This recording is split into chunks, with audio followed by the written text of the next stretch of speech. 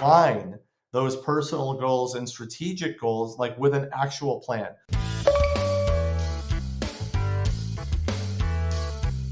Today we have Terry Dry, founder and CEO of Futureproof Advisors. Welcome, Terry. Thank you. It's good to be here.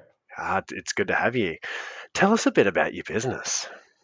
Futureproof Advisors is something we set up to essentially help mid-market and emerging companies grow, transform, and achieve meaningful outcomes, right? And that's really what we do. And we set ourselves up to function like a custom board of advisors. And what that does is to sort of what we found is a lot of companies in the emerging and mid-market don't really have a board. I can tell you from my experience, it was my wife. So we kind of changed that out, and we try to function in that regard to really offer everything from guidance, direction, connections, coaching, all those elements that a real professional board would do for these emerging and mid-market companies. And that's what we do to kind of future-proof them forward.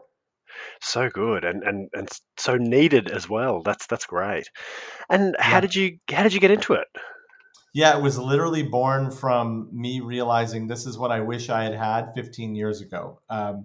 I had built an agency, sold it, then ran a large digital agency, and then I quit. And I was like, I want to do something different. I want to help. I want to give back. And I was then advising different companies, and it really hit me. I was like, all these companies of the future, the next ones, the ones that are run by an entrepreneur, that are anywhere between, let's call it 5 million and 100 million in revenue and a million plus in profit. They're all there. They've gotten somewhere, but they might be missing that sort of level of expertise or people who've been there, done that, that can help accelerate them forward, which is what I wish I had had 15 years ago. I wouldn't have had as much struggle, as much suffering, as much other things, and probably would have done a lot better. So it was like, well, now I've been through all that stuff, so maybe I can help others be that way, and that and not and avoid some of the things that I've gone through, and that's where this kind of was born from. That is great. And so then where do you think you bring the most value to the marketplace?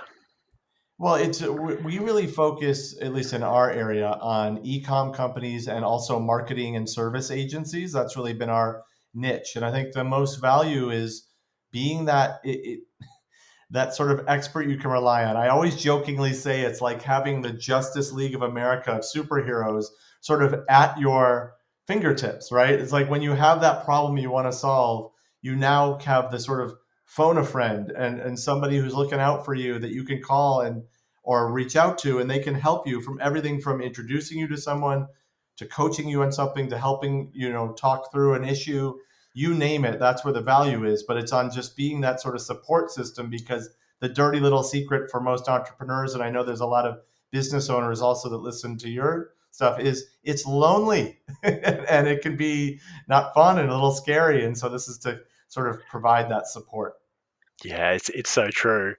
Yeah, because I was actually having a conversation with my wife recently and saying, look, even though, like, because I do have some mentors and that kind of thing, like you're sort of on this journey yourself, and it almost doesn't matter what level of success you reach, unless you've got, I guess, a business partner, and even then, like, it's not necessarily a direct correlation of being on the same path. It feels lonely. It feels a lot like you're doing it yourself. Yeah. Yeah. And Yeah. you essentially want to avoid, I don't know if you felt this way, but for me, you kind of you left your job to create something new, and then you created a new job for yourself. And then the scary part is now you work for a real lunatic, which is yourself, Have you felt that way? Yeah, I've definitely had moments for sure. Yeah. I'm the worst, hardest boss I've had, right, on myself. So you try to avoid that a bit, Exactly, or learn exactly. from it. Yeah. So I'm curious. This is probably more of a mindset question for you. What had to change in you from kind of those, like starting the business through to the levels of success that you now enjoy? As far as mindset's concerned, Mm, yeah. yeah, I think when I started on my entrepreneurial journey, it was always about I never wanted to work for anyone again. And so I was kind of driven by the fear of having to have, let's call it, a real job. And then it evolved, right? You turn into a growth mindset and a play to win mindset. And then it's about, how can I contribute? How can we grow? Certainly, but how can we be helping one way or the other? When you start to shift your focus away from yourself and onto helping others, the world changes. It took me a while to get there, but when I got there, we grew exponentially. That's great. And I was going to ask, like, could you give, one or two insights that have really helped you get to, those next levels and given you some really solid growth in your business? Yeah, I think I just going back to that point. The specific was we were in a marketing agency, so we had big clients, huge Fortune 100 companies, and we were one of the very first. I'll use my marketing agency. We were one of the very first social media marketing agencies, so we were kind of teaching people what this was. This is 15 plus years ago, and then kind of bringing them along on this is what this means. This is what this can do. But when we shifted from being so much about us and our service and how great we are to what are you looking to do, big client, and what problem are you trying to solve, and can we help you solve that problem? Maybe we can't.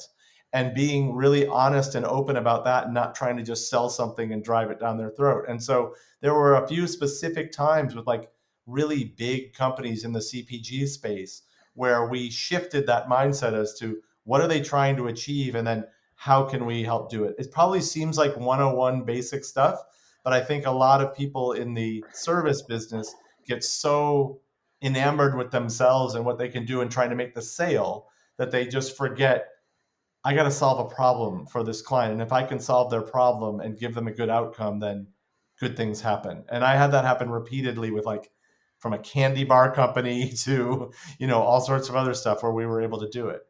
That is so good, and yeah, I can definitely speak from experience of, as some success comes, you do start to go, oh wow, this is nice, and then you start chasing the money instead of providing the value to the customer and loving your customer, and it's interesting because everyone who I've had on all of our podcasts have all said the same thing. If you love your customer and give them incredible value, you'll do way better in business than if you chase the money.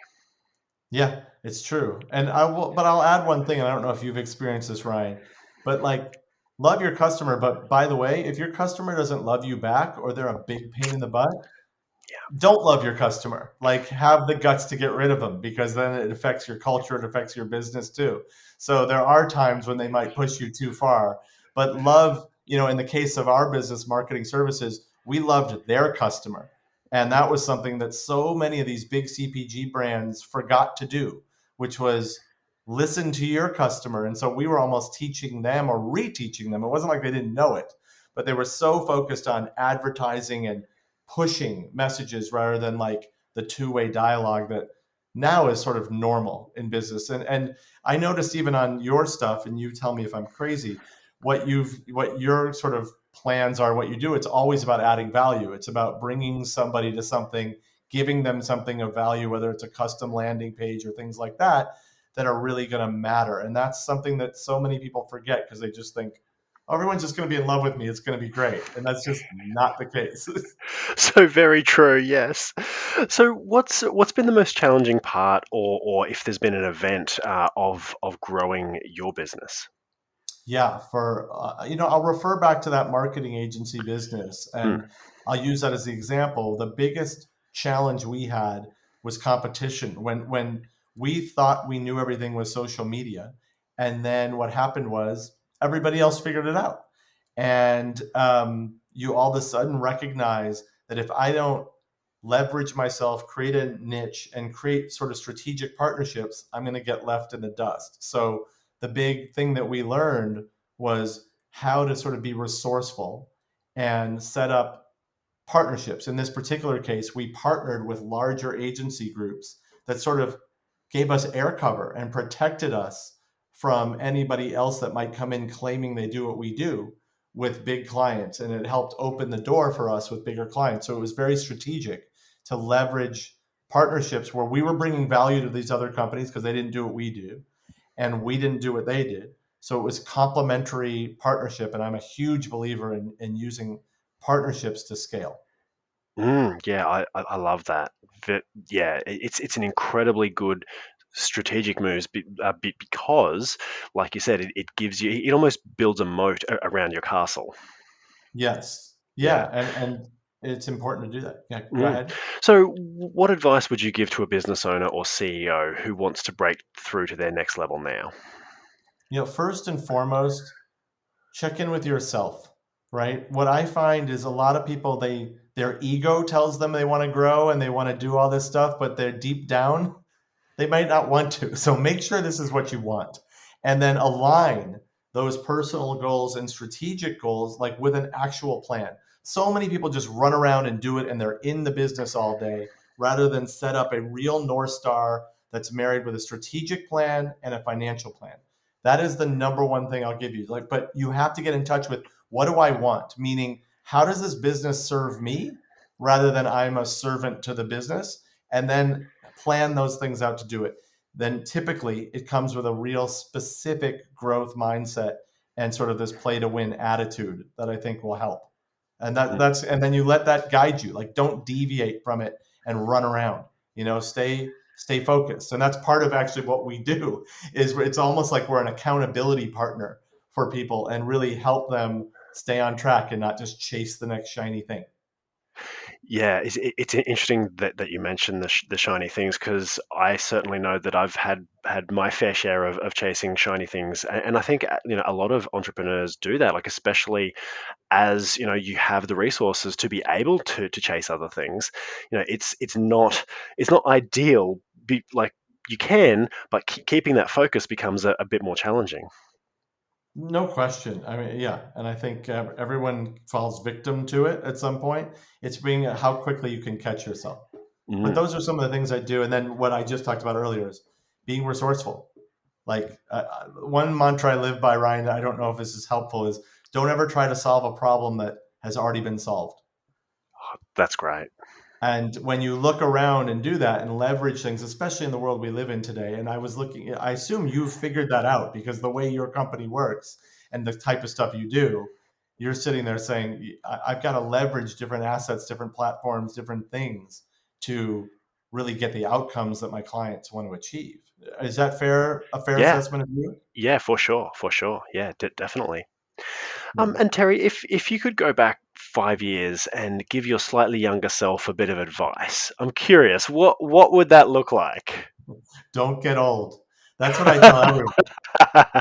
I'm now getting old and I can't stand it. The advice that I would give 5 years ago would be, that's a good one because 5 years ago I was still running a big digital agency and and now I'm doing something totally different. I think the advice I would give myself is just staying true to myself, and checking in and making sure that I'm doing what I want to do and I'm doing something that's helping the world, that's helping people get what they want out of life, get what they want to achieve, and hopefully making the world a better place through the work that we do. That would be what I would say. And I would say focus on that sooner than later because you're not getting any younger. Such good advice, for sure. And finally, Terry, who can you best help? And if they want to get in touch, how can they reach out? Yeah, I think where we focus, I talked about it earlier, is companies that are sort of entrepreneur driven, wholly owned, anywhere between 5 to 100 million in revenue, anywhere north of a million in EBITDA, and specifically in the e-com or marketing services or service agency business. That's sort of our niche where we help, and they need help. And not only do they need it, they want it, but they want to future proof themselves. They've probably been through a tough couple years, and they want to like not only stay stable but grow and enjoy exponential growth. That's what I've been lucky. Like when I did this stuff, I was able to grow, and we're helping others grow right now. So that's the kind of companies we work with and who are looking for help. And then to reach us is to go to our website at futureproofadvisors.com, or you can always just find me on LinkedIn, Terry Dry, and send me a note there too. Terry, thanks so much for coming on the show. We really appreciate the value that you've been able to provide. Thanks. Thanks so much for having me, Ryan. It's been like a pleasure to be here. Great to meet you, and I hope it's helpful for everybody who listens. So thank you so much. Likewise. Thanks, Terry. Thanks.